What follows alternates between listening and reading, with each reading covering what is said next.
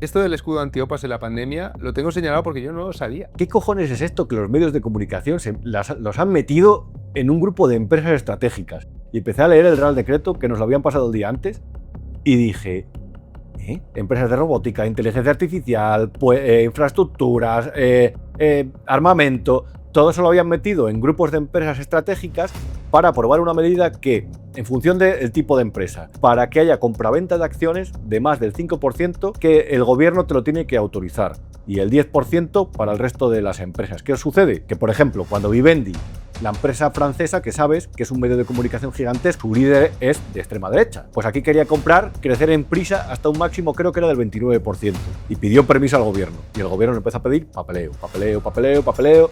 No, mira, es que ahora me tienes que dar esto, lo otro, te tienes que abrir en canal y darme los números y tu plan estratégico, hasta que desistió. Si eso lo llega a hacer un grupo encabezado, un empresario mediático de izquierda, piensa cualquiera, no tengo ninguna duda de que hubieran obtenido ese permiso. Ese requisito que se puso en pandemia para evitar que los grandes fondos internacionales se comieran las empresas españolas afectadas por la crisis, eso se ha mantenido. Y eso, en primer lugar, da lugar a una corrupción acojonante. Y segundo, de filtro para controlar quién entra y quién sale. Y eso es gravísimo. José. Hola, ¿qué tal? Mal. Sí, tienes cara rara, Juan. Tengo cara rara. Cuando veas lo que te traigo vas a ver una cara rara. Vamos a ver. Tengo un problema. Y me lo vas a contar, ¿verdad? Claro. Si no hablo con nadie más. He leído este libro. Ah. ¿Vale? Uh-huh. Este libro está de puta madre. Problema. El puto calvo que me robó a mi amigo, Alberto Olmos, Uh-huh. la puta larva, ha escrito un libro cojonudo. Escribe bien, el cabrón. No solo es que te leo un poco. A ver. Dice, siempre ocurre igual. Los defectos de los mandatarios suelen estar detrás de muchas de sus decisiones más incomprensibles. Hay quien observa maldad en lo que no es más que la muestra de una gran debilidad. Y aunque no hay nada más sencillo que denunciarla, a la vez no existe un ejercicio más complejo que intentar entender a quien la ejecuta. Por eso creo que en estas páginas, está de aquí, además de conocer y de ofrecer información, merece la pena hacer una aproximación a la figura de los que están arriba, a quienes suele considerarse seres pétreos e inalterables, pero que suelen estar torturados por ansias y defectos patéticos, casi trágicos. Sí que escribe bien, ¿eh? Pero es feo como un demonio. Este libro del hombre que me robó a mi amigo Alberto Olmos y se quedó con mi podcast, que le puse yo el nombre, por cierto, lo más odiado, y no me pagan derechos por ello, pero bueno, lo voy a hacer y todo esto sin rencor. Este libro está de puta madre y lo quiero recomendar y hay mucho de lo que hablar. Es una otra aproximación al fenómeno histórico en el que estamos metidos sin darnos cuenta, que es el sanchismo, pero Arranz, o sea, este no es el libro de Ketty, son dos libros muy diferentes. Ya tuvimos aquí a Ketty Garat, es la misma editorial, es Deusto. Uh-huh. Este es un libro mucho más breve, porque Arranz tiene menos luces que Ketty, entonces no le da para más, pero es que es otra aproximación. Se acerca desde otros flancos, y hay algunos muy poco conocidos, creo, aunque se publican cosas, como son los intereses del sanchismo dentro de las empresas, toda la parte de la que a veces en prensa se habla menos, porque algunos son anunciantes muy queridos por los periódicos. Entonces, José, hoy vais a ser dos calvos feos. A ti te quiero, a él lo odio, pero a partir de ahora le vamos a tratar muy bien. Cuando comencé a utilizar la dinamita, yo también tenía fe en muchas cosas, en todas, pero he acabado creyendo solo en la dinamita. ¿Qué tal, amigo? ¿Cómo estás? ¿Te debo dinero, Juan? Debes a un amigo. No, es curioso lo que decías de la fealdad, porque viene un poco asociado a lo que comentaba ahí en esa parte del libro, que es la introducción. Cuando eres feo tienes dos opciones, es decir, y te lo digo desde la completa experiencia, es decir, te puedes revenir, puedes comportarte con maldad hacia los demás, es decir, todo lo que creas que te ha pasado mal a ti desde el punto de vista genético y físico, se lo puedes hacer pagar con mala actitud, con cierto espíritu revanchista al resto, o puedes utilizar un mecanismo fantástico que es el de la sobrecompensación, que está muy debatido, pero que yo creo totalmente en él. Entonces, pues a lo mejor te puedes poner a escribir, a dibujar, y por eso hay feos muy brillantes. Lo que pasa es que para ser feo, famoso, popular, hay que ser muy brillante, porque si no estás condenado a que no te miren porque eres feo. Siempre estás en desigualdad de condiciones, pero es algo que la gente no dice, al igual que las cosas que pasan a las grandes empresas del país que son anunciantes, pero que es una verdad que está ahí. Si usted es feo, querido espectador, que sepa que le van a hacer menos caso. Con guapo, haga lo que haga. Aquí estamos con un guapo de leyenda que nos preside y que regresó al Partido Socialista acompañado de feos. Un feo Ábalos, un feo Cerdán y un feo Koldo. Y es que es muy interesante esa aproximación que haces en la introducción, porque luego estas cosas parece que no, pero explican muchas cosas, muchos fenómenos del futuro.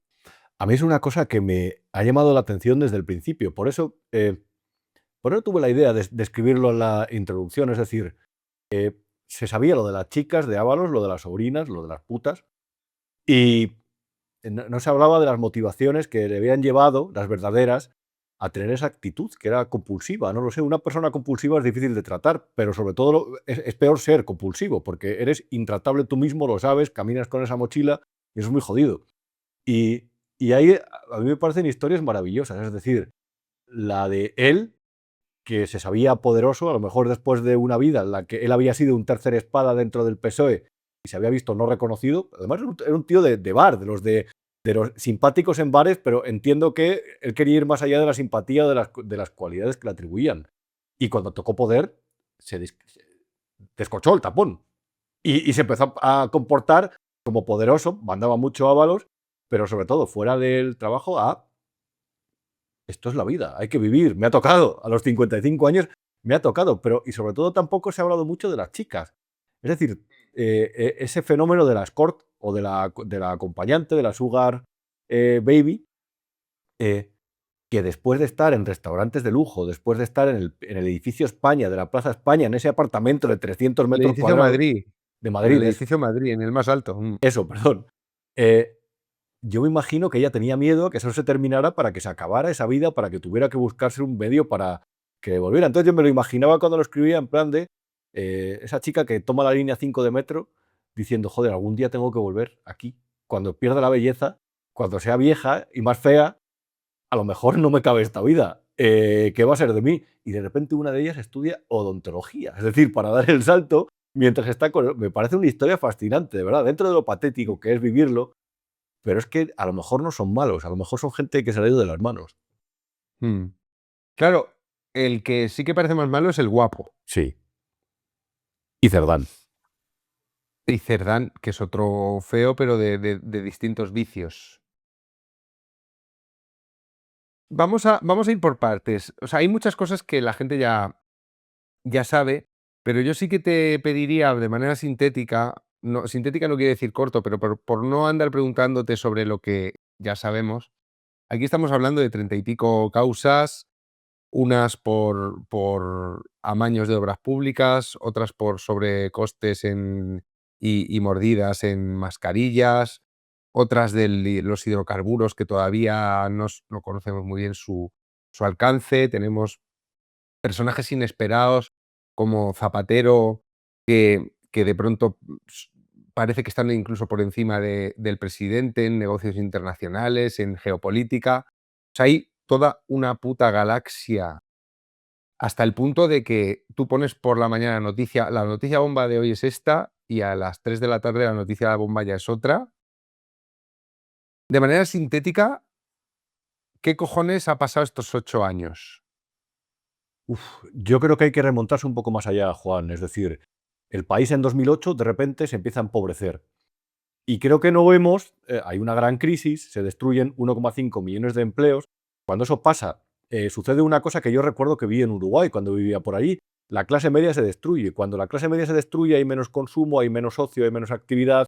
Y por alguna razón, el sistema institucional, eso que te resguarda de los tiranos, de la gente autoritaria, eso se resiente. Por alguna razón, la clase media es la que tira de las sociedades generalmente. Y cuando una sociedad se empobrece hay varios efectos que se producen casi en cadena, y uno de ellos es que es más débil ante las corruptelas. Entonces yo lo que veo que ha pasado en los últimos años es algo que es propio de sociedades más empobrecidas, de todo eso que veíamos en los países de ese grupo de Puebla del que formamos parte en España, cosa que es sorprendente y que explica un giro geopolítico que nadie nos ha explicado y nadie nos ha detallado. Aquí pasa algo que a mí me hace un poco plantearme una duda, es decir, ¿es la política una vía perfecta para que los corruptos hagan negocios? ¿O la política se utiliza de herramienta, es decir, la política es posterior. Dentro de ese, un día hablaba con Julio Borges, que era un opositor venezolano que fue al que le robaron el control de la Asamblea Nacional cuando Maduro perdió las elecciones. Y él me decía, a mí me sorprende cómo en España tenéis la guardia tan baja con respecto a cosas como que se introduzca aquí el Tren de Aragua, la banda, la mafia venezolana que promovió el propio Nicolás Maduro cuando sacó a los presos de las cárceles. Dice, sobre todo, cómo veis el deterioro institucional de una forma tan como despreocupada. Dice, el deterioro institucional lo que trae generalmente es que la gente que quiere hacer negocios se intenta hacer con el poder y mantener el poder porque es una forma perfecta, es la forma ideal de que esos negocios no se tuerzan, de hacerlo sin el contrapeso de la clandestinidad o sin los problemas. Entonces yo lo que me pregunto durante los últimos 8 años, al hilo de casos, sobre todo el caso de Zapatero, que es acojonante, más allá de lo de Leire, que para mí es el más grave de todos, es, joder, la gente está del Plus Ultra, los Zapatero, todos esos socios que tenía, ¿qué hicieron antes? ¿Llegar al poder, iniciar los negocios? ¿O ahora necesitan el poder para mantener los negocios? Es que si ves en el libro, explico esa trama, esa tela de araña, el concepto de galaxia me gusta mucho, es que el poder lo hace muy fácil. Y es que además, como todo secuestra al Estado y elimina cualquier posibilidad de formar parte o de desmontar esa tela de araña, la dificulta, yo tengo la sensación de que ese núcleo de intereses de poder del que forma parte políticos y empresas también, que son los grandes contratistas del Estado, van a seguir en la misma posición o parecida, gobierne quien gobierne. Es decir, cuando ya te metes a lobista y además ese lobby digamos, lo añades diferentes, gente de diferentes partidos a él, sabes que ese negocio se va a mantener pase lo que pase. Y ojo, ser lobista es legal, pero hacer determinadas cosas que hemos visto en esta gente no lo son. No lo es. Entonces, al final yo lo que veo es un país, sobre todo, que está secuestrado por esa especie de araña que ha ido tejiendo esa red y que esa red es impermeable e inaccesible. Y eso lo que hace es que elimina la meritocracia desde esa clase media alta hasta esa clase media, hasta esa gente que está muy fuera, está en el territorio de los outsiders, que se ha empobrecido durante los últimos años y que más que nunca está a expensas de la arbitrariedad que se impone cuando hay un grupo que gobierna sobre todas las cosas. Es así un poco lo conceptual y luego ya si quieres hablamos de lo concreto. No, sí, pero es que es lo conceptual, pero es lo concreto, porque cuando tú hablas de la tela, en realidad estás hablando de cosas concretas que cuesta unir, porque a veces miramos cómo este PSOE ataca a las instituciones de la justicia y entonces dejamos de mirar cómo ataca a las instituciones empresariales, cómo ataca o cómo va creando una red clientelar, o cómo los que están cooptando el poder en distintos, horadando los muros de la separación de poderes en distintos estamentos, al mismo tiempo se están enriqueciendo. Pero es que realmente, claro, lo bueno de tu libro es que al ser corto y ir pegando saltos en cuanto a los escenarios, se ve muy bien cómo es un ataque al Estado de Derecho en dos direcciones clásicas de la corrupción. Una es enriquecerte y otra es debilitar los mecanismos de control o los contrapesos. Y la parte de las empresas, luego vamos a hablar mucho de eso, pero la parte de las empresas yo creo que es la que más a menudo falta, ¿no? La pregunta que te hago ahora es, mm, ¿tú ves que este proceso sea reversible? Pues eso yo creo que lo que requiere es que los ciudadanos o la sociedad civil tome algo de fuerza, cosa que me parece compleja si atendemos lo que sucedió en otros casos de declive como el de Argentina. Es que en la misma miseria había gente que defendía el peronismo como la forma, el kirchnerismo sobre todo, como la herramienta para eliminar la miseria que ellos habían creado. Entonces, ¿es reversible? Es que la propaganda es tan fuerte que hay un 27% de la gente que todavía cree que la solución está en la gentuza esta, que les ha metido en esos problemas. Y esos problemas, de verdad, que todo esto, esta corrupción, de una forma, aunque no sea totalmente responsable, afecta a las condiciones de vida, afecta a la fijación de precios, al dinero que tienes disponible por los impuestos que pagas, afecta a lo que te puede pagar tu jefe, afecta a cuando vas al médico cómo te atienden o no, afecta a cómo te consideran en tu grupo de amigos. Gente que en la vida habíamos sido de derechas, ni por supuesto radicales, nos han encajonado en el terreno de los ultras precisamente por denunciar que los que están llevando a la ruina al país son ese grupo. Y en ese grupo no solamente hay gente de un partido. Mira, te pongo un ejemplo, Juan. En El negocio de la libertad, Jesús Cacho, ese libro es glorioso, al igual que Asalto al poder, ya denunciaba estos manejos de los primeros años del felipismo y ya hablaba de figuras como la del monarca, como la del emérito, a quien ya no solamente se protegió en su día desde el poder. Bueno, José María Olmo tiene un libro glorioso sobre eso. Se protegió también desde las grandes empresas, porque las grandes empresas se beneficiaban de su mano en determinados países, presuntamente. Entonces, claro, cuando el origen es eso, cuando la raíz es esa, el que viene siempre tiene una cuestión de es que yo no he inventado nada nuevo. Lo que pasa es que ahora nos hemos topado con un tipo que tiene una falta de escrúpulos absoluta. ¿Cuál es la ideología de Pedro Sánchez? Yo creo que tiene cierto complejo de Pablo Escobar. Te explico. Si te fijas, y eso se ha interpretado muy mal, lo digo por ir a la psicología del personaje, la gente se piensa que todo es por conservar el poder. Y sí, es una buena parte. Todo lo hace, todo lo decide por conservar el poder. Pero luego tiene un lado, el narciso que se mira su reflejo. Y él quiere que ese reflejo sea espectacular, bello, inalterado además ante las circunstancias. Y él quiere que los sábados, cuando ya la gente está relajada, tengan al presidente molón que les recomienda música y libros. Y él quiere, cuando va a las cumbres, ser un líder internacional. Pero es porque es un hombre profundamente inestable, inseguro, patético en general, como todo el mundo que es así de inestable e inseguro. Y quiere que el pueblo le reconozca como un gran líder, como Pablo Escobar, cuando construía las promociones de viviendas mientras se cargaba a su cartel a 1000 policías al año. Es decir, el tipo ha creado un sistema de gobierno que es absolutamente marcado por el nepotismo y, por cierto, deje tiránico, porque es así, cuando tú consientes presuntamente una cloaca dentro de tu partido, es porque eres un déspota o porque estás rodeado de gentuza de la que no te libras porque sabes que te puede defender. Pero a la vez, cuando realmente al final intentas, como ha hecho la propia Begoña, es como el barco de Teseo, realmente. Es decir, ¿hasta qué punto la Begoña Gómez actual, después de haber sustituido todas las tablas, todos los elementos que le caracterizan, es la Begoña Gómez de hace unos años? Pues sí, es la misma, pero ha hecho una intentona porque el poder le cambiara y porque utilizar el poder para cambiarse. Y no tengo ninguna duda de que si Pedro Sánchez en el futuro nadie le considera, como va a pasar, un gran político, una gran persona, va a morir amargado. Pero amargado, porque su esfuerzo ha sido por reivindicarse como un gran líder y como una gran persona, como un ídolo. Y eso es penoso, coño, no está para eso. Es que esto se ve muy bien, el diablo está en los detalles y hay aquella escena mítica de Máximo Huerta siendo despedido del gobierno a los 3 días de entrar en el ministro de Cultura, que le ha contado que se sienta delante de Sánchez esperando que Sánchez pues, le dé un poco de coba y le diga algo bonito. Y Sánchez le dice, oye, ¿cómo crees que me recordará la historia? Es la leche eso, sí, sí. Ese momento, ¿no? A ver, Begoña la dejamos para el final porque también tú lo cuentas al final, lo de Teseo, está muy bien tirada esa metáfora además. Pero vamos a ir institución por institución. La primera institución que el sanchismo corroe es el Partido Socialista. Así es.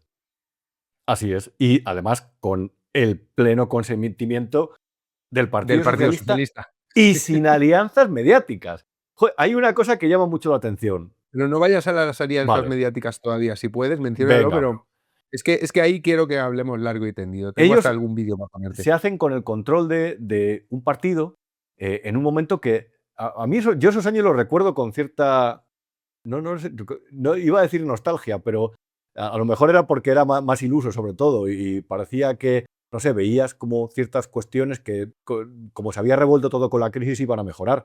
Pero es verdad que al PSOE le pasaba una cosa con la crisis, y es que Podemos le estaba comiendo la tostada. La palabra sorpaso, que siempre he odiado, pero era muy evidente que se podía dar. Le robó 5 millones de votos. Y ahí el PSOE estaba entre qué hacemos. Nos mantenemos en el PSOE de las esencias, del rubalcabismo, el que representaba a Susana Díaz y compañía, y el propio Zapatero, y el Pepe Blanco, o damos un giro y, digamos, nos reconvertimos en un partido, una mezcla de Podemos y lo que era el PSOE. Y al final se reconvirtió en algo nuevo, que es el sanchismo, que al final en realidad es el culto al líder. Entonces, claro, nadie era de una voz, o García Paje, que a mí me parece bastante hipócrita en general, y un grupo que yo creo que cabe en una habitación, como dice Óscar Puente, de críticos, Mm. nadie le da una voz sobre lo que ha sucedido en el partido. Es decir, han salido conversaciones, WhatsApp, en las que se ve a Cerdán diciéndole a Koldo García que meta 2 votos ahí cuando nadie se entere. Y el otro dice, venga, claro, jefe. Y lo hace, adelante. Ha tomado todo el partido. A cualquier disidencia interna la ha vapuleado, salvo a García Paje, porque le sirve en Castilla-La Mancha. Ni más ni menos, porque no quiere arriesgar. A Susana Díaz se la cargó por Juan Espada. Es decir, cualquier persona en Ferraz que ha sido un poco crítica la ha apartado. A veces la ha premiado con cora. Es decir, no te preocupes, tú estás mal aquí porque de repente te llevas mal con Cerdán. Te hacemos presidente del hipódromo. ¿Qué más da? Ya está. Mira, un sueldo de 80.000 euros al año. Pero los ha ido apartando. Y a quien aún así no ha tragado, lo ha tratado con un total desprecio. Ha secuestrado un partido entero, pero reitero, lo ha hecho con el beneplácito de gran parte del partido, que se ha refugiado también dentro de ese líder. En otras cosas porque, no lo sé, por facilidad para realizar determinados movimientos lo ha hecho, por lo que les ofrecía, porque al haber capturado todo el Estado había muchos sillones vacíos para recolocar a quienes callaban y no decían nada. Al propio Óscar López, si recuerdas, Juan, después Sí. de llegar al poder, para que no hablara, porque este estaba en una corriente diferente, le puso al frente de paradores.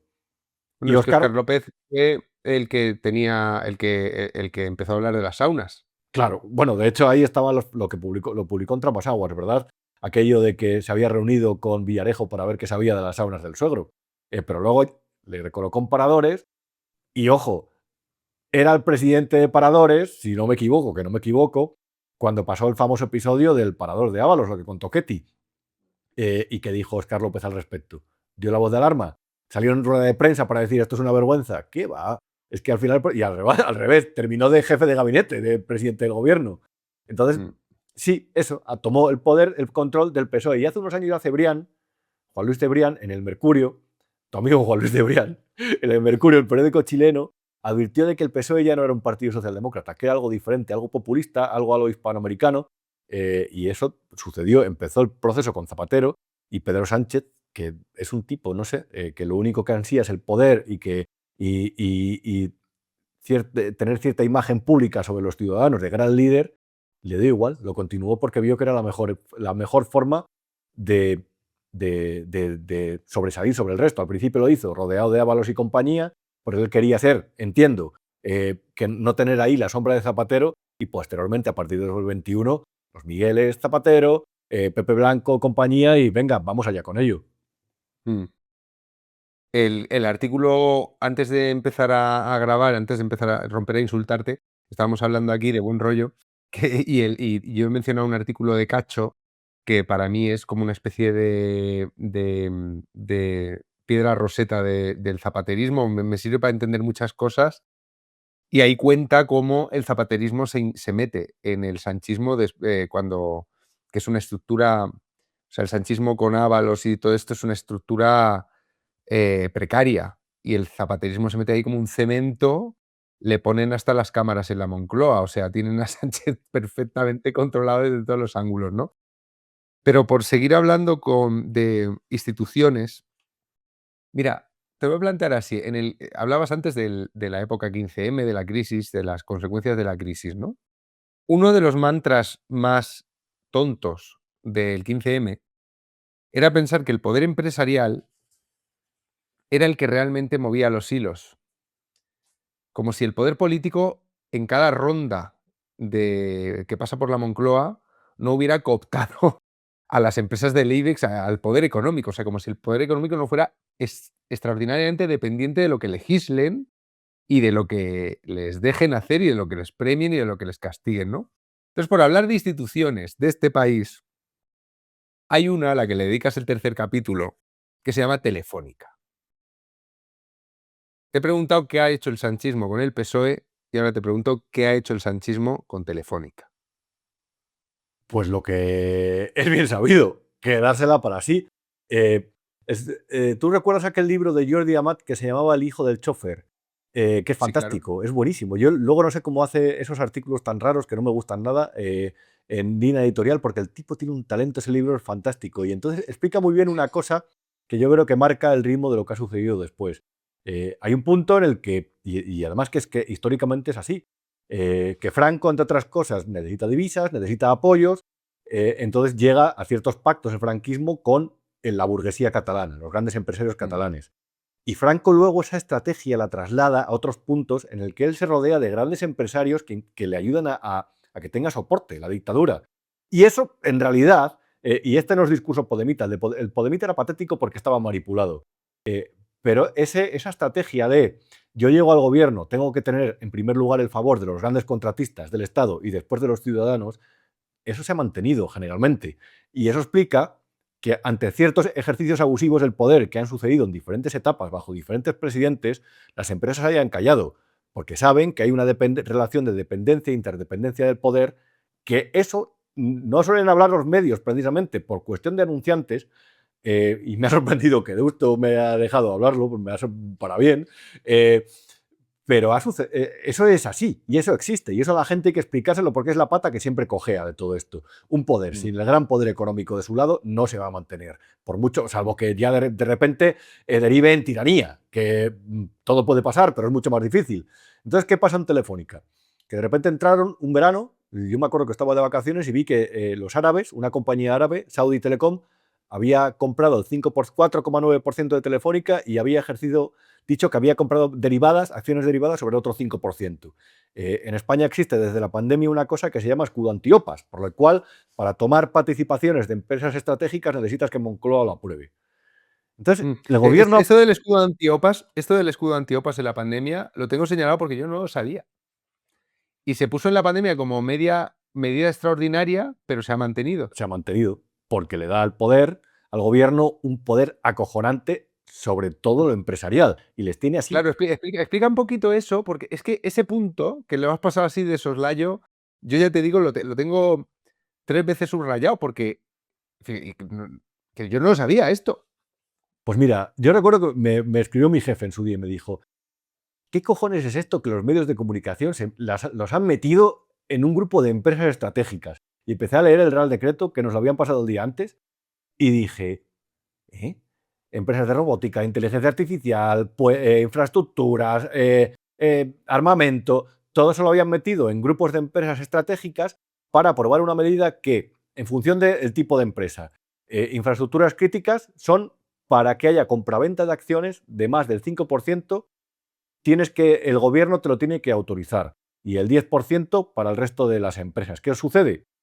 Que, por ejemplo, cuando Vivendi, la empresa francesa, que sabes que es un medio de comunicación gigantesco, un grupo de medios y de otros negocios, su líder es de extrema derecha, Bolloré, además, Vicente Bolloré, además no lo oculta, es decir, tiene un canal que ha fomentado una derecha radical dentro de Francia, o sea, no es una cosa que oculte ni de la que se avergüence. Pues aquí quería crecer en Prisa hasta un máximo, creo que era del 29%, y pidió permiso al gobierno, y el gobierno le empezó a pedir papeleo. No, mira, es que ahora me tienes que dar esto o lo otro, te tienes que abrir en canal y darme los números y tu plan estratégico, hasta que desistió. Si eso lo llega a hacer un grupo encabezado, pues yo qué sé, por los que quisieron quitar el control, o no, un empresario mediático de izquierda, piensa cualquiera, no tengo ninguna duda de que hubieran obtenido ese permiso. Y ese requisito que se puso en pandemia para evitar que los grandes fondos internacionales se comieran las empresas españolas afectadas por la crisis, eso se ha mantenido. Y eso, en primer lugar, da lugar a una corrupción acojonante. Porque ya se sabe cómo ha funcionado históricamente estas cosas. Para que yo te autorice esto, tú me tienes que dar esto. Que no tiene que ser dinero, y segundo, lo que sirve es de filtro para controlar quién entra y quién sale. Y eso es gravísimo. Entonces, es poder político sobre la estructura de las grandes empresas, básicamente. Es follarse el libre mercado, básicamente. Es la llave, la tengo yo. Claro, eso es. Entonces, los árabes de STC, cuando entraron en Telefónica, necesitaban del gobierno para tomar ese 10% del visto bueno, que finalmente se lo dio. Pero el gobierno aprovechó esa noticia y dijo: ¡ay madre, unos árabes! Que también te tienes que creer todavía, por mucho que lo nieguen, que el gobierno no sabía que ellos iban a entrar, pero bueno. Y de repente autorizó a la SEPI, también, por cierto, entidad investigada dentro de un par de casos de corrupción, uno de los de Leire, entre otros, autorizó a la SEPI para comprar el 10%, hasta el 10% de Telefónica. Se pulieron 2.300 millones de euros de dinero público para tomar una participación del 10%. Desde un gobierno franquista, uno de los últimos, no había habido ningún gobierno que hubiera comprado acciones de Telefónica. Al revés, las habían vendido dentro del proceso de liberalización. Entonces, claro, ya nos preguntábamos, ¿el gobierno va a tomar una participación activa en la gestión de Telefónica? Y os respondían, no, que va, esto es para protegerla. Lo primero que hicieron fue meter a Carlos Ocaña, que es el que publicó un libro que se titula muy similar a la tesis de Pedro Sánchez, un hombre de máxima confianza de Miguel Sebastián, también consejero de Indra. A este le metieron de consejero dominical, que es el que nombra un accionista, ¿vale?, en las empresas. Y unos meses después, nos enteramos un mes de enero, lo publicó mi compañero Agustín Marco, que había habido una reunión en Moncloa entre Manuel de la Rocha, jefe de la oficina económica, Ángel Simón, que era el consejero delegado de Caixa, que hoy le han recolocado en Indra. Es que ves la telaraña, ¿no? Y le dijeron a Álvarez Payete, que era el presidente de Telefónica, oye, José María, ¿por qué te tienes que ir? Que te vamos a cesar. Entonces, ¿por las buenas o por las malas? Por las buenas, tienes aquí 30 millones de euros para ti, de finiquito, te pagamos todo el plan de pensiones y demás, vas a vivir como un dios, no te va a faltar nada, y por las malas, pues ya sabes que somos muy cabrones. Y al día siguiente nombraron a Marc Murtra, al que habían puesto, era el presidente de Indra, que le habían puesto ellos también. Una persona con vínculos anteriores en el PSC, era del famoso clan de BlackBerry del PSC. Y a partir de ahí tomaron el control de la presidencia de Telefónica. Y a partir de ahí, cuando tomas la presidencia de Telefónica, tienes control, datos, infraestructuras críticas de algunos de los más grandes contratos que se firman con los medios de comunicación, infinidad de despachos. De hecho, una cosa que hicieron fue sacar a Javier de Paz, antiguo secretario general de las Juventudes Socialistas, del Consejo de Administración, para situarle al frente de Telefónica Audiovisual S.A., que es la sociedad editora de Digital Plus. Una de las primeras decisiones que tomó Javier de Paz cuando le situaron ahí fue nombrar a Andoni Ortúzar consejero. Ortúzar había sido el que había levantado el pulgar hacia abajo, había puesto el pulgar hacia abajo En la moción de censura de Pedro Sánchez, porque era el presidente Sí, sí. del PNV. Se ve más o menos una parte de la red, ¿no? Se ve de puta madre, tío. Es que lo cuentas muy bien, Rubén. Es que, o sea, yo ya te digo, o sea, tú te vas leyendo el libro y es que pasa una cosa, que son cosas que has leído en la prensa, a mínimo que no estés totalmente desinformado. Pero sintetizarlas crea un licor muy específico, que es el de un país que se deja follar por el PSOE, o sea, pero en todos sus elementos. Otra institución clave, y donde pasa una cosa muy parecida, no hace falta que seas prolijo, a la que me acabas de contar, el grupo Prisa. Sí. Ahí es un francés el que le...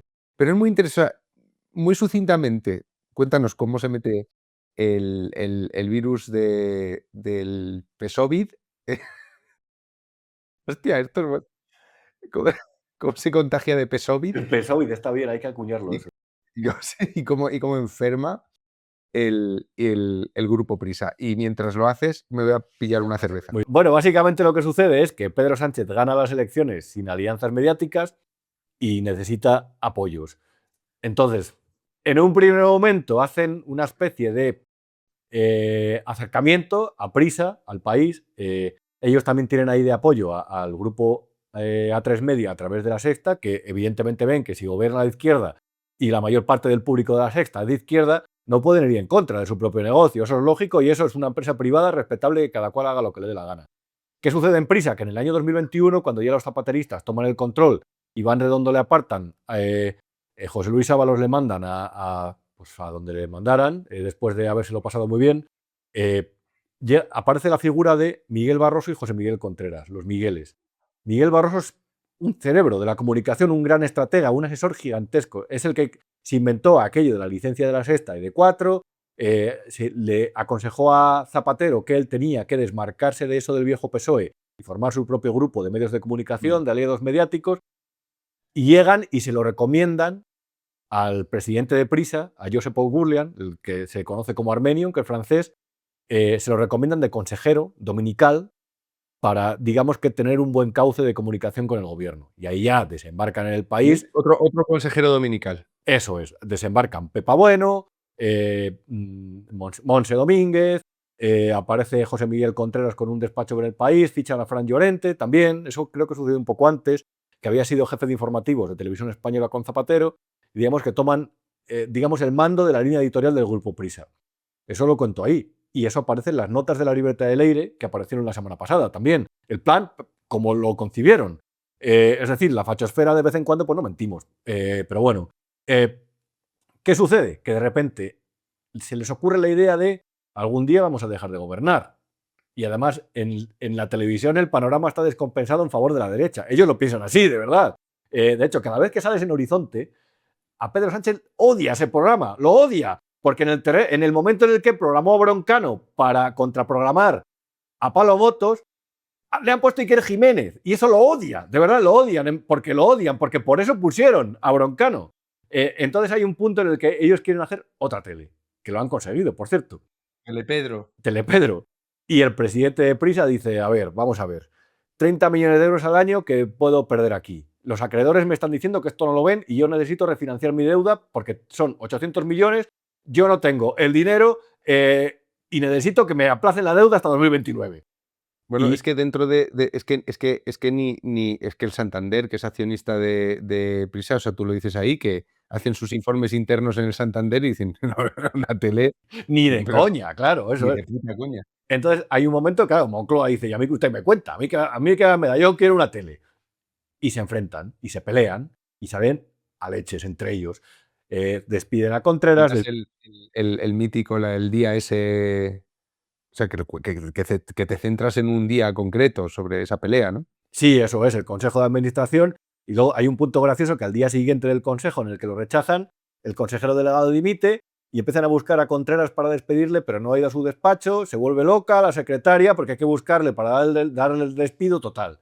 Que eso acaba en guerra. Y de repente, un semanario francés que se llama Le Soir, si no me equivoco, un día, publica una Pones información. Le Soir y pones Le Noir. Hay una Rata ahí. errata. Bueno, Sí. ¿qué se va a hacer? Ya, lo siento de verdad. Pero sí es verdad. Hay un momento en el que, a través de un periodista, que si le sigues la pista, ha publicado muchas informaciones relacionadas con Amber Capital, que es el fondo de Hugh Gurlian, el fondo de inversión, la empresa, publica una información que dice que han viajado Óscar López y el presidente de Telefónica a París y que Óscar López se ha reunido con uno de los de Vivendi y le ha dicho, tú tienes que vender tu participación de Prisa a un amigo que nosotros te diremos. Y eso aparece publicado en la prensa. Y ahí se monta una guerra mundial con Prisa que lo que hace, por no alargarme, es... Eso lo que ilustra es sobre un gobierno que cuando se le mete un plan entre ceja y ceja, lo tienes que hacer. Porque ese gobierno te ha ayudado, es como lo de Don Vito. Si yo te ayudo, yo te voy a pedir el favor de vuelta. Y si tú no me lo haces, te voy a intentar machacar. Y como Pero no es salga que- aquí es la que- tele, la monto yo, sin problema, ya está. Sí, pero es que aquí, claro, esto es una cosa muy parecida a lo que pasa en el Consejo de Administración de Televisión Española cuando quieren meter a Broncano, Eso. que es, a mí ya se me ha metido que quiero hundir a Motos y que quiero tener un Motos progre y tal, y competir con él y joderle y quitarle cuota para quitarle publicidad, básicamente, para que la pierda sin que yo la gane. Y es el consejo de este que cuenta La Mata en su libro de Puerto Urraco. Sí, no, que la idea se me ha metido en la cabeza, que va a salir sí o sí. Sí. Aquí la diferencia es que O'Urlian se planta. Eso es. Consigue, claro, no es Televisión Española y por tanto se planta. Sí, y además se planta porque si no, no le refinancia la deuda y Prisa se va a preconcurso de acreedores. Que eso Claro. nos enteramos después porque en la demanda, porque los accionistas minoritarios que querían la tele le demandaron por el contrato que firmó para refinanciar la deuda. Y ya cuando leímos los términos de una parte del contrato que aparecía, la sentencia y la demanda, además, se veía que los acreedores se habían levantado de la mesa, que habían dicho, nosotros no firmamos esto, no te hacemos ese favor si tú vas a montar una tele porque corremos el riesgo de que no nos devuelvas el dinero. Ni más ni menos, pero en Televisión Española pasó igual. De hecho, está bien que digas lo del Consejo de Puerto Urraco. Ahí estaba de presidenta Elena Sánchez. Elena Sánchez es amiga personal de Zapatero. Le pusieron de presidenta después de montar una guerra al anterior presidente porque ya no les valía, porque no hacía todo lo que querían. Y Elena Sánchez está casada con Pablo Mansilla, que fue director general de instituciones penitenciarias en uno de los gobiernos de Felipe González. Es decir, es socialista. También son socialistas. Pero ya hay un punto que se opuso al contrato de Broncano. Y ella, en un consejo de administración, denunció amenazas internas y externas. Y esto viene en el acta. Yo he tenido acceso a las actas. Es que reitero, como te opongas a lo que diga el gobierno, ya estás de verdad señalado, crucificado. Estos días vemos que están ya los chalados diciendo que como Ángels Barceló no ha llegado a un acuerdo para renovar Emprisa y han cambiado el jefe de informativos, ellos no dicen son caras nuevas, dicen ya es Prisas de derechas. Ya está. Se ha derechizado. Pero eso sabes que es maoísta, ¿no? Los maoístas buscaban derechistas dentro del partido como locos, simplemente para intentar frenar a la disidencia que disentía. Es decir, un tipo que había sido comunista modélico toda la vida, como se negara a lo mejor a que, yo qué sé, a que confiscaran las cazuelas de acero a los campesinos para incrementar la producción nacional para competir con la Unión Soviética. Gran salto adelante. Eso es, como alguien se negara a eso, le llamaban derechista. Y le hacían hacer una autocrítica y como se diera mal, a lo mejor acaba con un tiro en la cabeza. Aquí eso no ha pasado, pero sí que ha pasado que aquí la disentido, se le ha perseguido, se le ha apartado y se le ha marginado. Por eso te digo que, de verdad, cada vez que os pongo por las noches cuando vais por ahí en Horizonte y lo veo, me descojono. De verdad me descojono, porque es con la que tuvieron que pasar con lo de Broncano, con el precio popular que tuvieron que pagar, llega Mediaset y le plantan un programa que estoy seguro lo odian a muerte, lo odian. Por eso te etiquetan de ultra, por eso etiquetan de derechista, quien les lleva a la contraria del discurso, y por eso demuestran que todo lo que se escapa a su control no les interesa. Ellos gobiernan para lo que tienen controlado e intentan que cada vez más cosas estén bajo su control. Claro, pero es que todo esto que cuentas de, por ejemplo, de Telefónica... Bueno, ahora vamos a pasar a otra institución clave, que es Indra, que no la hemos mencionado, pero es que teniendo Telefónica y teniendo Indra en una sociedad digitalizada, es como que prácticamente lo tienes todo, ¿no? Es como más importante que tener al Consejo General del Poder Judicial, ¿no? Pues tienes acceso a muchas cosas. Y acabo de recordar que en un momento en el que la OTAN ha pedido un esfuerzo a los países para que incrementen su gasto militar, Indra es fundamental porque es la principal empresa española de armamento.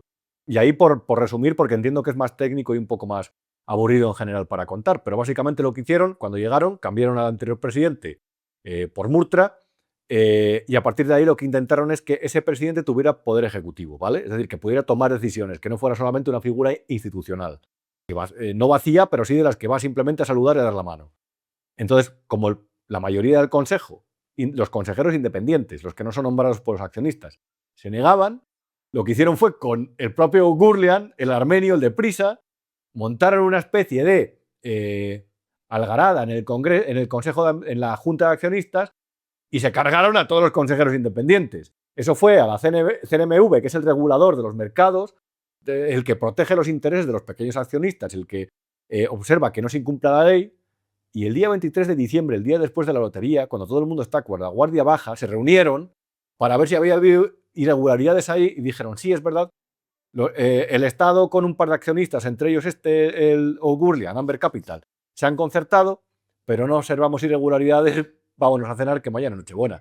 ¡Ya está! Y ya está. Y luego ya incrementaron la participación de SEPI en Indra, tomaron el control y hubo un punto en el que a Murtra le mandaron a Telefónica y pusieron al frente a uno de sus accionistas privados, que a la vez era uno de los grandes contratistas de defensa, que era la familia Escribano. Y la familia Escribano, Ángel Escribano, de repente les dejó de valer porque ellos querían, aparte, es que era una operación rocambolesca, comprar el negocio del presidente de Indra a partir de la empresa público-privada que presidía el propio presidente de Indra. Era increíble, o sea, era inconcebible. Habían contratado a 9 agencias de comunicación para hacer lobby, para que les generaran argumentos y periodistas amigos para aprobar esa operación. Era una locura. Y por fortuna se echó para atrás, pero el gobierno tuvo que cambiar de criterio. Y ahora han acabado a palos con los Escribano, que han vendido su participación en Indra. La operación, yo creo que se va a ir al garete, tarde o temprano.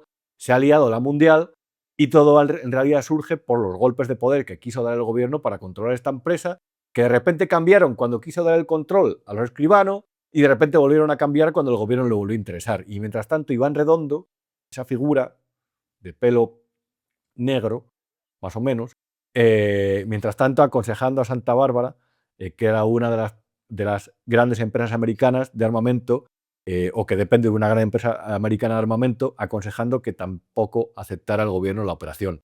Están todos, es la misma red, Juan, la misma red. Esa galaxia está formada siempre por los mismos los mismos objetos. Y ahí es imposible llegar. Y es el gran drama de este país. ¿Esto qué influencia tiene sobre nuestra vida? Pues cuando se destruye la meritocracia de una sociedad pasa como cuando regulas el mercado de la vivienda. Las típicas cosas que nosotros hemos advertido y además bien lo sabes porque también lo has hecho muchas veces. Regulas el mercado de la vivienda, evitas o vetas que se pueda desahuciar a las personas vulnerables. Eso tiene un efecto, una bofetada. Nadie va a alquilar un piso a las personas vulnerables, a una mujer soltera, por ejemplo, o a un padre soltero, porque sabe además que como esté con hijo, no le van a poder desahuciar. Aquí pasa igual. Estas medidas que se habla, el gobierno que crea un escudo social carísimo para proteger a los pobres y el gobierno que mientras tanto genera ahí una red tupida e inaccesible de poder en la que solamente la gente del partido con padrino puede llegar, eso no perjudica a la gente que tiene la vida resuelta. Un tipo que tiene 7 casas le da exactamente igual lo que hagan en el gobierno. Evidentemente, si le suben los impuestos le va a joder un poco, pero al que más le va a fastidiar la depauperización del país es al que tiene poco o nada. Al tipo que ve que de repente intenta hacer que su hijo, yendo a la universidad, pueda, no sé, convertirse en un buen ingeniero, pero que como ve que el 95% de los que se presentan a la selectividad aprueban y no hay un criterio de exigencia y competitividad, va a perder valor el título, va a perder valor todo lo que sea gratuito en favor de esa élite que evidentemente por razones de suerte en la vida le ha tocado, me parece muy bien, fantástico, que lo disfruten, y por razón de pertenecer a esa especie de esfera de poder, tampoco lo va a pasar mal. Su hijo siempre va a estar por debajo de esas dos cosas. Y cuando se elimina la meritocracia a favor de este tipo de nepotismo, lleno de corruptelas, de tratos y de mamoneo debajo de la mesa, los que más tienen que perder son los de siempre, los que han vivido en la pobreza o alrededor de ella. Mm. Tú aquí haces una especie de árbol genealógico de la red, donde se mezclan empresas como Santander, bueno, claro, el Grupo Prisa, Mediapro, Indra, Acciona. Vas mirando, Air Europa, Plus Ultra, acá va saliendo todo de las tramas y tal, pero se va viendo muy bien cómo en el nudo entre el Partido Socialista y aquí podríamos decir entre el poder político, porque cuando vengan los otros me parece que esto no lo van a desmontar, porque es muy lucrativo y te da mucho poder. Pero el nudo entre el partido y determinadas empresas estratégicas y también determinados empresarios un poco meteorito que van por los distintos nodos, ¿no? Que siempre tienen influencia, que sobreviven a los cambios de gobierno y ¿no? Como si fuera una especie, como si fueran medusas, ¿no? En todo este cuadro se ve muy bien esa ligazón tan difícil de romper, que por eso yo al principio te preguntaba si tú a esto le ves algún tipo de solución. Has dicho, bueno, sí, la gente se puede. Pues la gente ya salió en el 15M y se montó la mundial y la gente votaba partidos nuevos y parecía que tal. Y ahora Canal Red está en Movistar Plus. Ahí está. ¿Tú crees que, sinceramente, esto te lo pregunto yo a ti, crees realmente que el que venga, que en su día, por cierto, cuando tuvo mayoría absoluta, como pasó con el Partido Popular de Mariano Rajoy, una de las primeras cosas que hizo fue cambiar la ley de televisión española para controlarla? ¿Crees que a sabiendas de este deterioro y de todos los grandes espacios de poder que te da, más allá de que es muy difícil desmontar ese peronismo nacional, pero cuando gobiernas los tienes, crees que va a renunciar a ese caramelo? Pues mira, pienso lo mismo que de muchos compañeros periodistas que hoy dicen que habría que cerrar Televisión Española, a los que mañana les van a dar un programa. No tengo ninguna duda. Y lo van a aceptar, Igual que tenemos Telemadrid, por ejemplo. donde se ve muy bien, pues que sí que tú hablas de Televisión Española, pero Es que Telemadrid es una vergüenza igual. Pero así lo digo, es una vergüenza igual.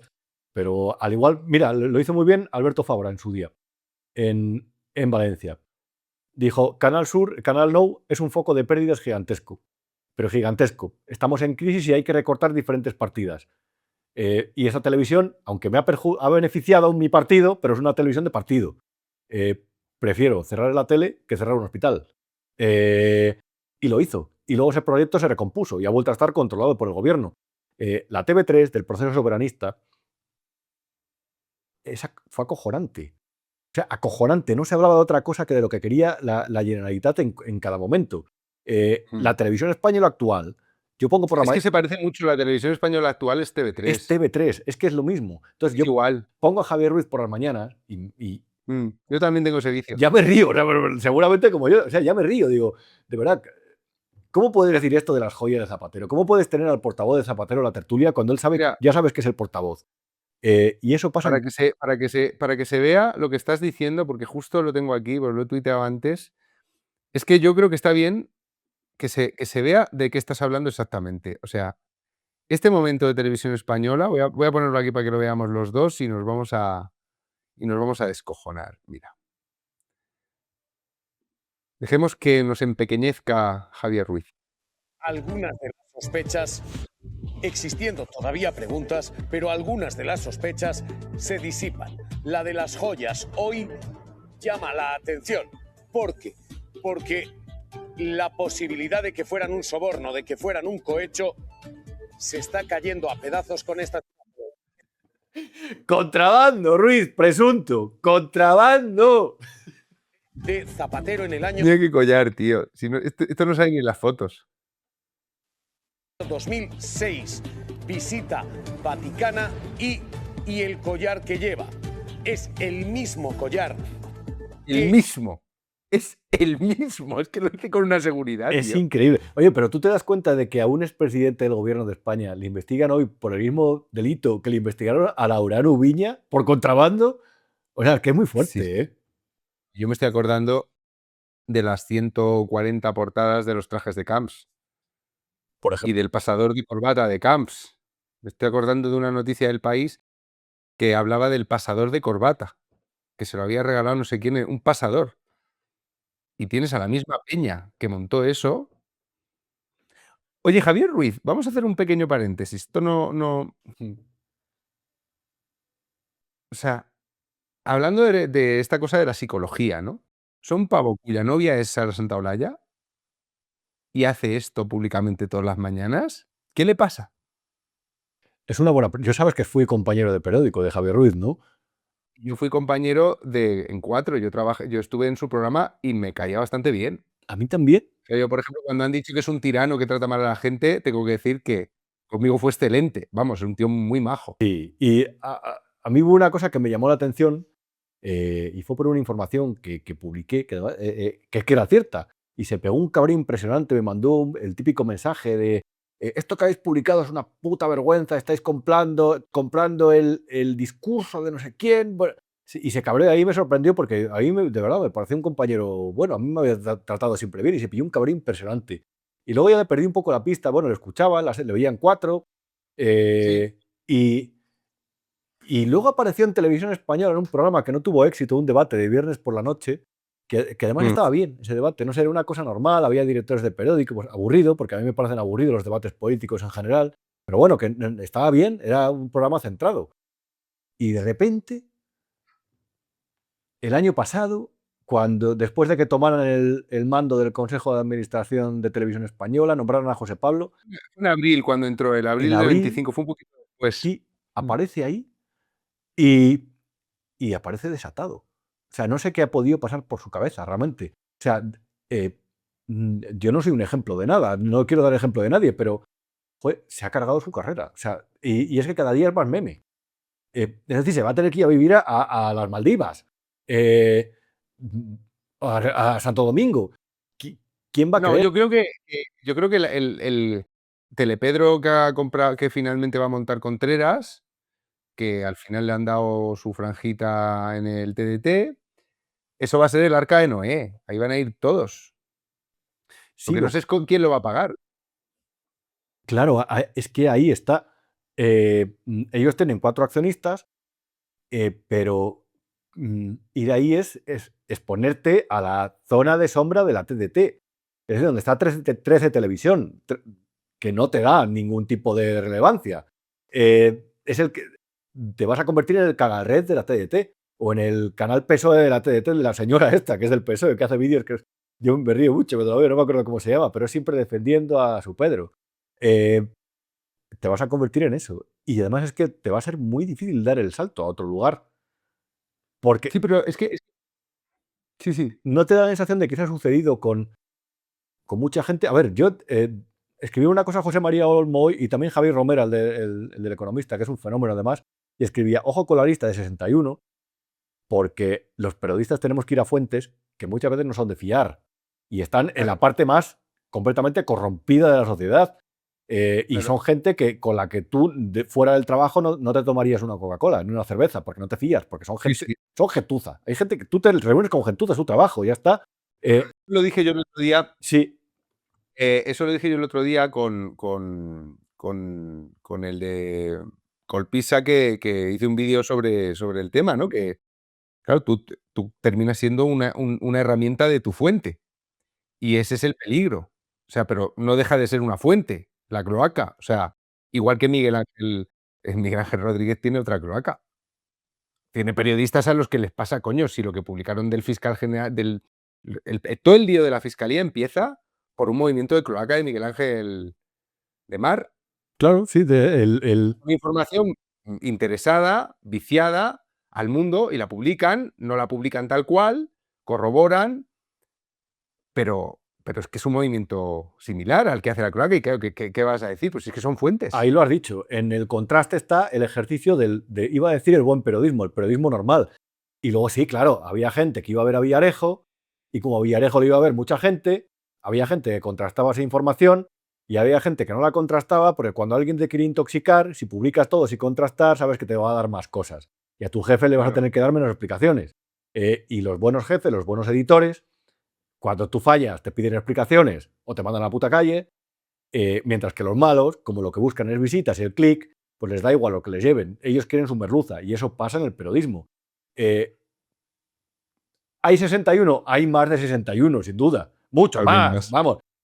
Y hay gente que en su medio pequeñito le paga muy poco y sabe que yendo a Televisión Española, que es donde gana 300 pavos cada vez que se sienta o más, ahí tiene un filón. Y que la hipoteca y las facturas las paga en función de que siga Pedro Sánchez en el gobierno. No hace falta, eso no hace falta corromperse. Eso es legal. Es decir, eso está con factura, con IVA. O hay gente, Rubén, que trabaja en un medio, lo echan por un tuit, entra en una tele donde no le quieren mucho, pero tiene un festival de cine con una subvención. Medio millón, ¿no? Es que a veces el dinero viene por donde menos Claro. se lo espera. Claro, ¿tú te acuerdas? Publicó una cosa de los Feroz hace un año y medio que era muy divertida. Y era de cómo ellos, para tener una buena alfombra roja, repartían los premios no en función del mérito artístico, sino en función de que fueran los Javis, por ejemplo. Claro, les sentó Claro. como el culo, pero claro, para eso sirven esas cosas, para hacer amigos en la industria. Y para hacer amigos en la industria, además, con subvención pública. Y luego esta gente es la que nos ha dado lecciones. Y luego esta gente es la que nos ha perseguido en las redes, los Ballines y los Idafes y compañía. Y son, desde luego, no han tenido nunca, ni profesionalmente, ni en algunos casos como el de Ballín, personalmente, ningún tipo de comportamiento ejemplar. Pero es que esta Mm, era la gente que estaba eran los mandarines de la corte sanchista. claro. Em, mm, a ver, hay mucho más, quiero decir, no vamos a ir a desgranar todos los capítulos. Eh, Está Zapatero. Hay cosas que están saliendo después de que tú hayas publicado el libro, que ya están en tu libro. O sea, te están chafando las exclusivas del libro, los putos jueces estos y la UCO. Todo sea por el país, joder, ya está. Em, del tema Leire no vamos a hablar nada aquí porque, a ver, está el plural, que es divertido. Es que, claro.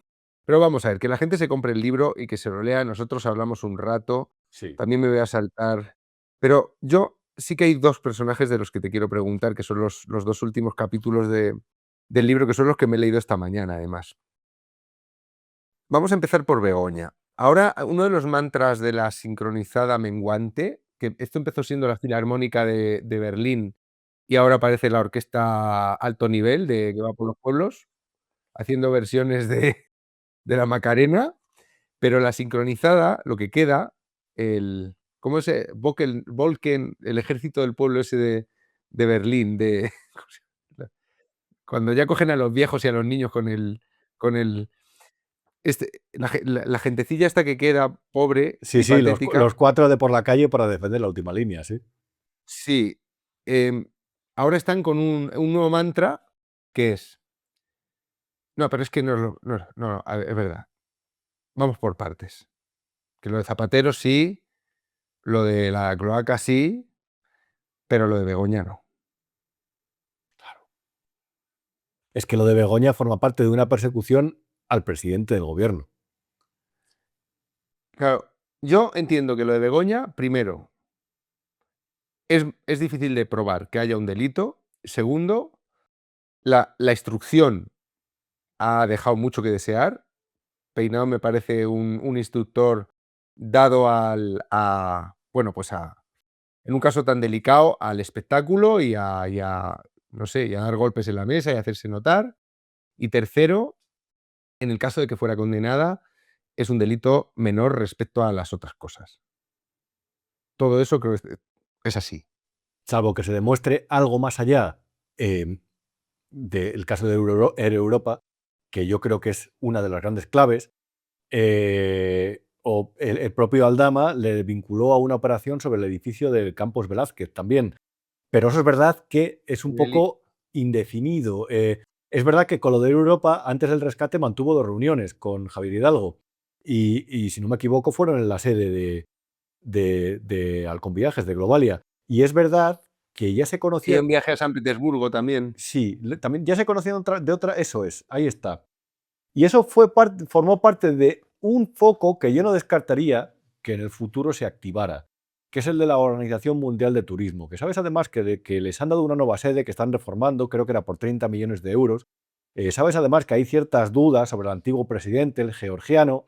Sabes además que tenía contacto con el propio Víctor Aldama, que también era embajador, cónsul honorario en Georgia, si no me equivoco, y no quiero equivocarme, perdón, si es así, pido disculpas, pero creo que era así. Y ahí hay una especie de comunión. Sabes además que el propio Javier Hidalgo había contratado a Víctor Aldama, entre otras cosas, para que le desengrasara el rescate y una cuestión relacionada con un dinero que tenía Europa en Venezuela para ver si le podía ayudar. Y ahí a esa reunión, que yo no sé si tenía que ver algo o no, pero también fruto, entre otras cosas, de su contacto o de su nexo con Javier Hidalgo, su conocimiento, le conocía. Por ahí estuvo Begoña Gómez también. Vamos a ver. Es verdad que lo del software queda... a ver, es verdad que la propia Universidad Complutense se ha personado dentro del proceso. Pero a mí hay varias cosas que me llaman mucho la atención y van más allá de lo de la utilización de una asesora de Moncloa para sus negocietes. Esta señora llamaba a empresas para pedir colaboración. Empresas que estaban en el IBEX. De hecho, sé un caso de una energética a la que le llamó y Para la colocar a los asesora directivos. para ver, claro. Y yo sé que esta convenció a Google, a Indra y a Telefónica, y que Rosauro Varo, Miguel Escasi es uno de los directivos de Google aquí en España, que en su día había sido secretario general del Partido Socialista en Chile. Es decir, y venía del Ministerio de Economía, además. Y bueno, Indra era una empresa que ya controlaban ellos. Yo no sé en qué punto esta gente consideró que era una buena idea. Yo estoy contigo, realmente. No creo que eso vaya a derivar en algo muy grave. Más allá de que haya una condena, que todo pinta que si hay jurado popular puede apuntar por ahí. Pero hombre, que un poco cutre.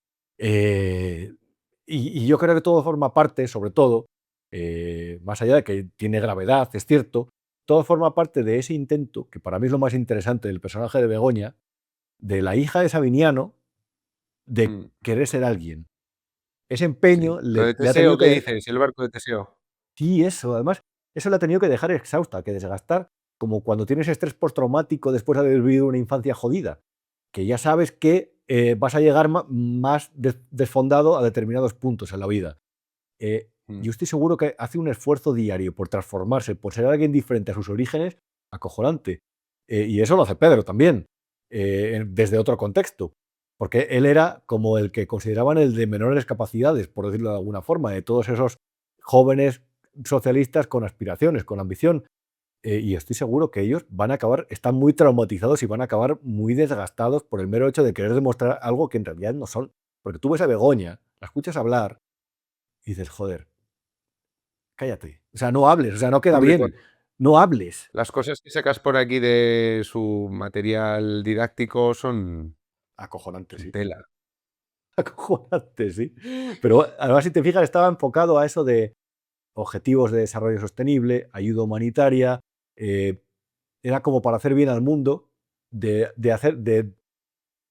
negocio del padre. Tú imagínate, por ejemplo, joder, de verdad, me alucina que no hayamos prestado atención a eso. Cuando a este le preguntaban, mi padre era camarero y yo iba a un colegio que era de jesuitas. Cuando preguntaban, uno decía, el mío es juez, el mío es abogado, y yo decía camarero.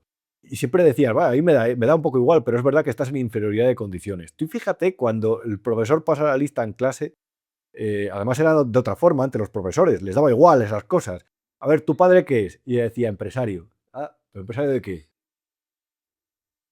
Pues no lo sé. O sea, es como la conversación esta de los hijos de Tony Soprano, de ¿a qué se dedica papá? Al negocio de los residuos, ¿no? Pues mira, no, papá de la mafia. Pues mira, tu padre tiene prostíbulos y saunas a las que iban gays famosos en toda la capital. Pues a qué iban. Hombre, podía haber dicho mi padre, no sé qué, de Muface, de un edificio de Muface. Por Y ejemplo, quedaba sí, muy ya bien. está. Tenía un bar, sí. Algo de un edificio Muface o no sé qué. Sí, pero eso marca, Bueno, eso es jodido, eso marca de hombre, claro verdad. que marca. Si es que la psicología de los personajes siempre. La prensa a veces tiene pudor Mm. de, de hacer eso, ¿no? Es como hablar del físico. Yo creo que son elementos cruciales. O sea, yo creo que Leire es la cara de Leire, básicamente. No hay nada más que la cara de Leire. Esto es Leire. No hay más. Oriol Junqueras era la cara de Oriol Junqueras. Y Pedro Sánchez es su acné, su o viruela o lo que tenga. Eso es Pedro Sánchez. Y la cara que le cuelga ahora es Pedro Sánchez. Es que es ahí donde está. Y Ábalos era la cara de Ábalos. Si es que, y la voz de Ábalos. Si es que no hacía falta más. Es que O lo de sea, Sánchez Díaz, los 20 últimos minutos de Terminator. O sea, ya cuando está ya desatado, sin la piel, el robot ahí, y ya diciendo ya a por todas, o sea, por lo que sea, que ya es que es la última esta. alguien que no es la cara, y ya vamos, va a ser mi última pregunta. Bueno, para la gente que quiera leer el libro, no hemos hablado aquí en esta conversación prolija y larga y bonita de Acento, no hemos hablado de Pepiño, no hemos hablado de la parte del hipódromo, aunque lo has mencionado, no ha salido del Cid Rodríguez, no han salido cosas que son muy importantes, que están aquí muy bien contadas, o sea que tenéis libro para rato. Pero yo antes de acabar, sí que hay una persona cuya cara no expresa nada, y es Víctor de Aldama. Sí. Y tengo un apunte que hacer solamente sobre Víctor de Aldama, más allá de lo que se sabe y lo que viene en el libro. Hay que elegir bien los ídolos, coño. Hay una parte de la derecha de este país que ha mitificado a Víctor de Aldama. No. O sea, que quiere ayudar, bien.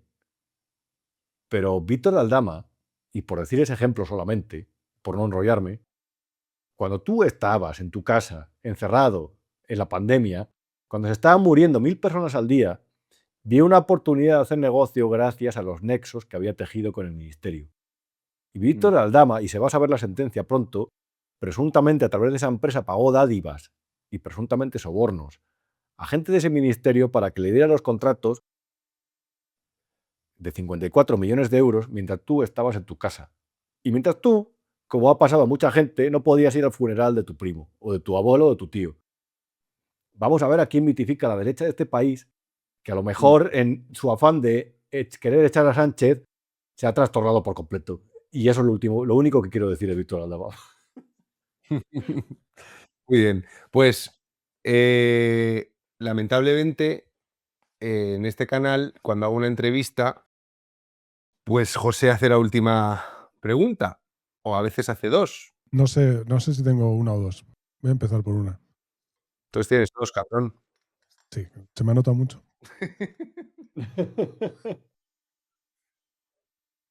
Rubén, tú has empezado este año con Federico, ¿no? Y Federico, hay una cosa que lleva diciendo muchos años y que a mí siempre me ha inquietado un montón. que es que Zapatero, ¿no? Que se vanagloria de que fue su gobierno el que acabó con ETA. O sea, Federico viene a decir algo así como que en esa negociación la que ganó de verdad fue ETA. Y hemos oído a Otegi decir que la UCO destruye personas y que lo que se quiere es cerrar la ventana de oportunidad de la plurinacionalidad. Esa es la teoría de Juan. Claro, por ahí voy. Estás un poco en la pedrada de Juan y en esa cosa que a mí me mosquea de Federico. ¿Crees que van a llegar a dar ese paso o no? Bueno, Federico, por cierto, cuando me llamó para la tertulia, yo dije, pues para mí Federico representa el punk. Es decir, el gran punk nacional es Federico. Y siempre lo he admirado por eso. Dije, bien, me ha dicho que me una a esta tertulia punk y además muy acertado en muchas cosas que dice. O sea, y eso tiene razón. Y cuando te lo escuché a ti, Juan, también lo de la plurinacionalidad, dije, aquí se está preparando una trampa. Por eso es buena pregunta, José, esa, porque yo tengo una teoría y hay algo raro de cara a las próximas elecciones.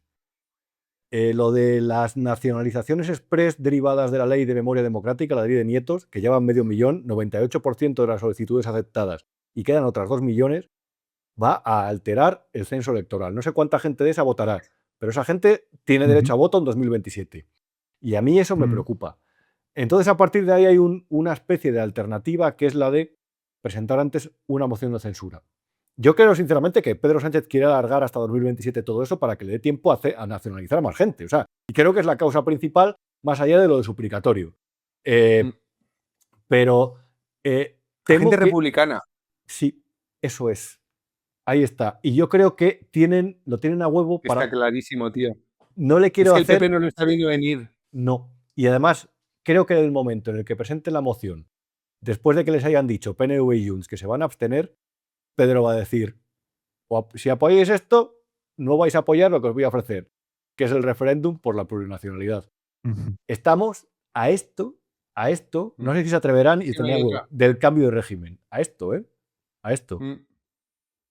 Claro, y mi segunda pregunta la ha sacado a la colación Juan, que es lo del PP no la está viendo venir. O sea, ¿qué oposición es peor de la que tenemos y por qué las dos? Mira, es muy curioso porque cuando te hablan de si eres periodista independiente o no, yo digo, soy un ciudadano independiente porque me cuesta identificarme un mínimo, o sea, una milésima con cualquiera de las principales fuerzas españolas. Me parece una oposición, salvo en algún punto que aciertan, terrible. Es decir, terrible. Es decir, no dan una. Y no dan una porque creo que la clave de todo esto, y me echó la bronca una persona en una tertulia a principio de año, dije, es una oposición que ni acierta al hablar de los ataques, de las amenazas del Estado de Derecho, como la que comentabais, pero es que tampoco acierta al hablar o al llegar al ciudadano y a sus problemas de la calle, porque lo hace muy a brocha gorda. Es decir, comparto y esa cuestión de el peso que tiene que tener el discurso de cualquier partido, diría, la política migratoria.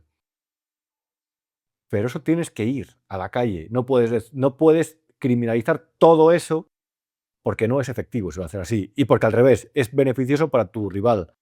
Si vas a la calle, vas a la sanidad, a los centros de salud, ¿y cómo afecta? Inmigrantes legales, inmigrantes ilegales y personas de aquí, el mero hecho de que hay una política migratoria que es disparatada actualmente, te van a hacer más caso. ¿Pero eso qué implica? Trabajo de campo, trabajar.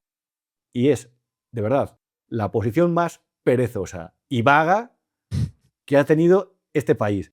Debería darles auténtica vergüenza, de verdad, vergüenza, porque son inefectivos y sobre todo vagos. Bueno, ayer estaba Feijóo y Borja Semper en la gala del Premio Planeta, que estuve yo ayer y los vi. ¿Sabes qué pasa? Se me olvidó. ¿Salen? Se me olvidó ir y al final dije, bueno, no está mal. No me gusta nada. ¿Sí? Estaban haciendo trabajo de campo allí, en el cóctel. Claro, ya. Pues eso. Bueno, tío, pues vamos a... Esto está ahí en la descripción y en el primer comentario. Es el libro de Rubén Arranz, No seáis vagos. Mira qué favor nos ha hecho. Qué poco trabajo, joder. Está... Bueno, te fue bien en la Feria del Libro. ¿No se ha roto ya la maldición? Se ha roto la maldición ya, sí. Fue bien, sí, eso es. Fue bien. Y la verdad, estoy contento, o sea, cómo me ha tratado la editorial y demás. Lo que pasa es que luego ya un libro es, bueno, puede caducar como un yogur o puede tener cierto recorrido. El tuyo último ha sido un éxito impresionante, pero sabrás que hay veces que te comes con patatas los libros. Pero bueno, lo importante yo Sí, creo sí, es sí, sí.